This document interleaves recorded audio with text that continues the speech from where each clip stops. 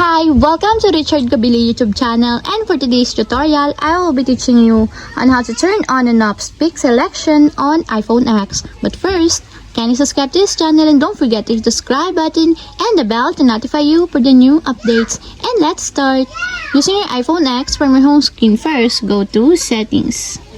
Then in the settings, scroll down and find the accessibility and then tap. Then in the accessibility, go to vision section and then tap the spoken content. Then the spoken content, find the speak selection, and as you will see, there's a switch button located on the side of it. Then all you have to do is just tap it to enable until it becomes green. When the speak selection is enabled, a speak button will appear when you select a text. And if you want to disable or turn off, just tap again the switch button just like this.